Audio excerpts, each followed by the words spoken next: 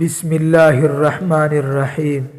السلام علیکم ورحمۃ اللہ وبرکاتہ۔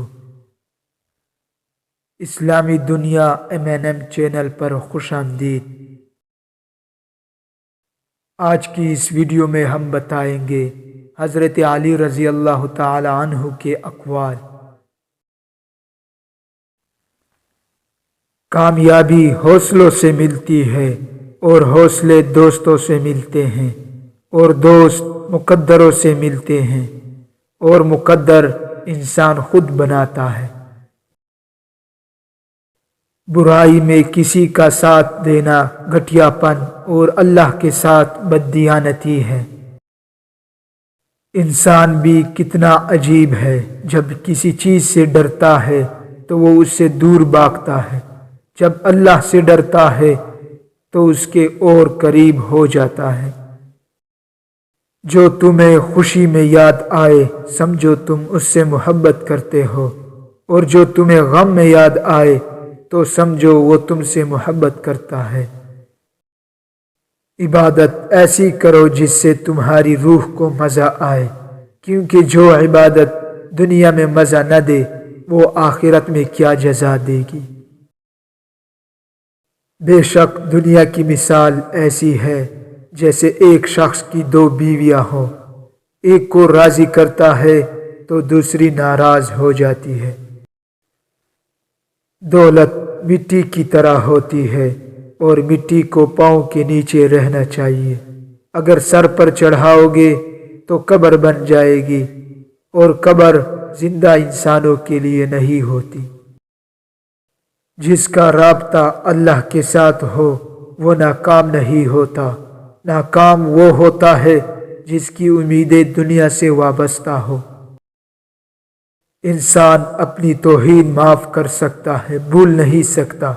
کبھی نہ گرنا کمال نہیں، بلکہ گر کے سنبھل جانا کمال ہے۔ اللہ تعالیٰ کے خوف سے گرنے والا آنسو بے شک چھوٹا ہی ہو، لیکن اس میں اتنی طاقت ہوتی ہے کہ وہ سمندر کے برابر گناہ مٹا دیتا ہے۔ اچھی زندگی گزارنے کے دو طریقے ہیں، جو پسند ہے اسے حاصل کر لو، یا پھر جو حاصل ہے اس پر قناعت اختیار کرو۔ جہاں سچائی اور خلوص نظر آئے وہاں دوستی کا ہاتھ بڑھاؤ، ورنہ تمہاری تنہائی بہترین ساتھی ہے۔ کسی سے ملو تو ایسے ملو کہ وہ دوبارہ آپ سے ملنے کی تمنا کرے۔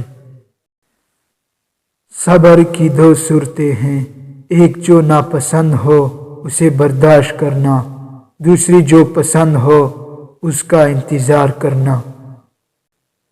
دنیا میں کبھی اچھے انسان کو تلاش مت کرو، بلکہ خود اچھے بن جاؤ۔ ہو سکتا ہے کہ تمہارے اس عمل سے کسی اور کی تلاش ختم ہو جائے۔ لوگوں کے خوف سے حق بات نہ رکو، کیونکہ نہ تو کوئی موت کو قریب کر سکتا ہے اور نہ کوئی رزق کو دور کر سکتا ہے۔ اگر رزق عقل و دانش سے ملتا، جانور اور بیوقوف زندہ ہی نہ رہتے۔ محنت اتنی خاموشی سے کرو کہ کامیابی خود بخود شور مچائے۔